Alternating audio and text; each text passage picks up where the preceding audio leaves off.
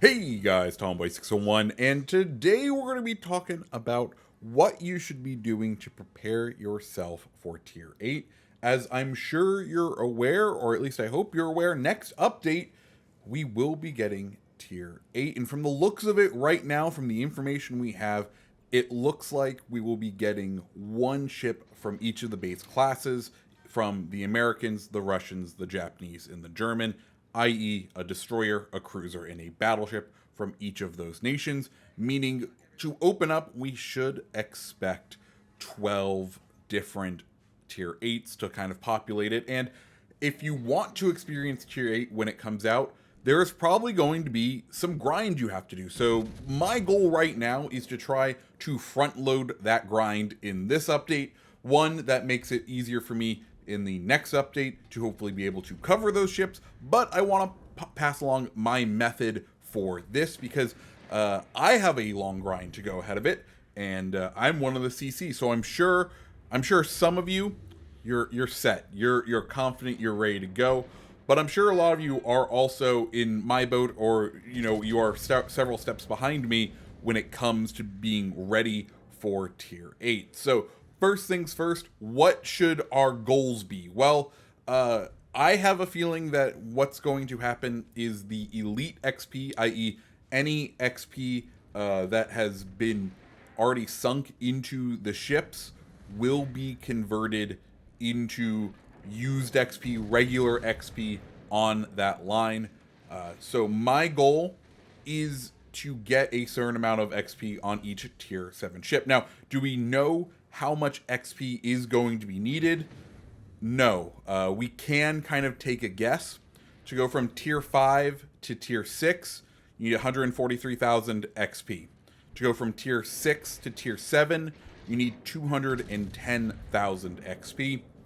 And to upgrade a Tech Tree Tier 7 ship, you're looking around 100,000 XP. So what should we expect? Well, 140 to 210, that's 70,000.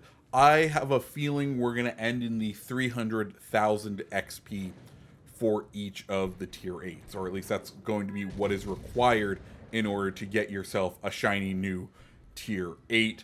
So my goal then is to get 200,000 XP, 200,000 Elite XP, i.e.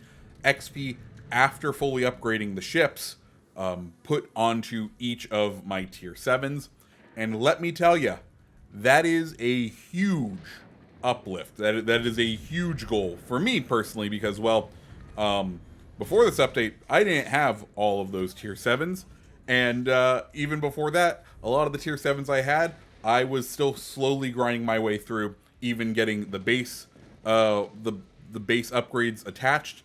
And usually what was happening for me, just because of the way of being a CC and needing to, like, okay, I got the ship, I got it fully upgraded, I need a feature in the video, and now I need to move on to the next ship because I need to do that cycle all over again.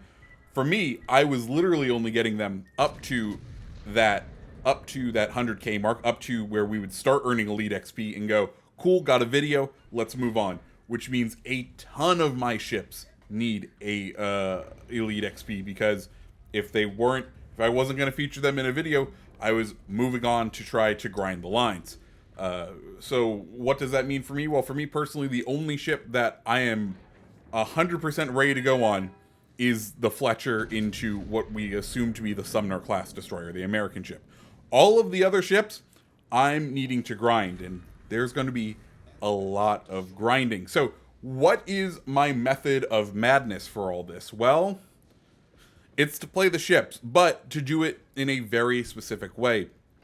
The first thing, the one thing I am trying to take advantage of in this is that first win bonus of the day. I talked about this in my how to best earn global XP, but it is one of the best ways to make sure you are earning consistent and make sure you are earning big amounts of XP or anything on a more efficient way per game.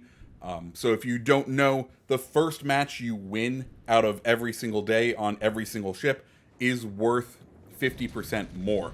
I.e., it's like having that middle booster equipped to the ship, that rare booster. So if you end up going in and winning with that, well, that gives you a nice 50% boost.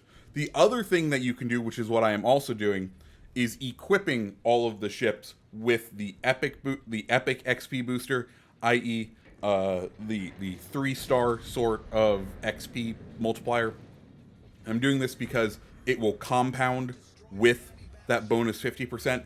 So my first win of the day in each of these ships, I am getting a huge amount of bonus XP, way more than you would usually be getting in a standard match. And instead of just focusing on a singular ship, I am only playing one match per day, or I'm only doing that for so long. Right now, the current plan for me is literally I try to win one match every single day in the tier 7s that I need. Then from there, I start credit grinding, because that's the other half of the puzzle we need to talk about, is how many credits are these tier 8s going to cost. Right now, tier 6s are 9 million credits, tier 7s are 18 million credits through the entire line. Basically, it is always double the amount of credits to get the next line of ships.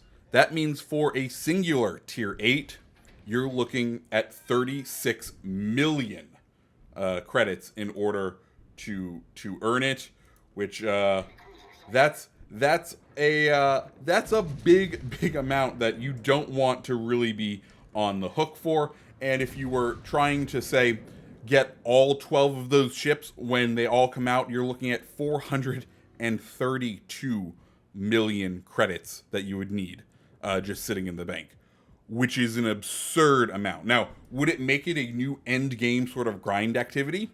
Yes. But I'm really hoping Wargaming is going to look at the economy and not push it that far, because that is a huge mountain. And yes, it is one that a bunch of people will begin climbing to.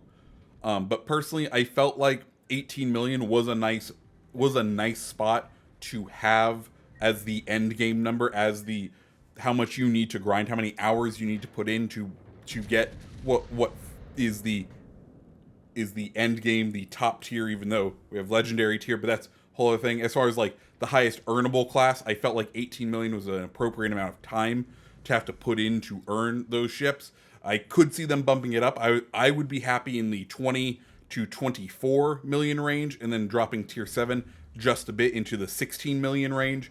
But that's just me. But anyways, what am I doing to make money? Well, of course, we do know that tier 7 economy did get a boost.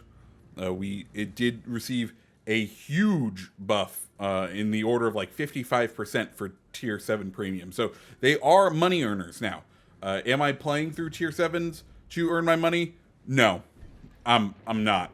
I'm not. Guys, tier 6 is still tier 7. If you have fun at tier 7, good for you, man. You can definitely make way more money than you used to be able to up at tier 7. But as we've talked about before on this channel, I play this game to sort of relax. So I am still happily credit grinding down in tier 6. You know, I try not to take out the Weimar more than one time a day, because I do feel a little dirty using it to farm the credits. But I do definitely have a rotation of tier 6 ships that I am running after I run through all of my tier 7 tech trees, and that's kind of been the way I've been going about grinding everything. That's you know, the way and the mentality that I've been putting forth in order to attempt to prep myself for tier 8. Do I know what's ahead? No. We do know that there will be challenges near the end of the update that are going to go live to help us kind of get there and be ready. I don't know what they are yet. Of course, when they do come out, we will cover them on this channel. But for right now, that's kind of my plan. That's kind of my mindset. What are you guys doing to prep for tier 8? Let me know down in the comments below. If you liked the video, go ahead, hit the like button, hit the subscribe button, and I hope you have a fantastic rest of your day. See ya.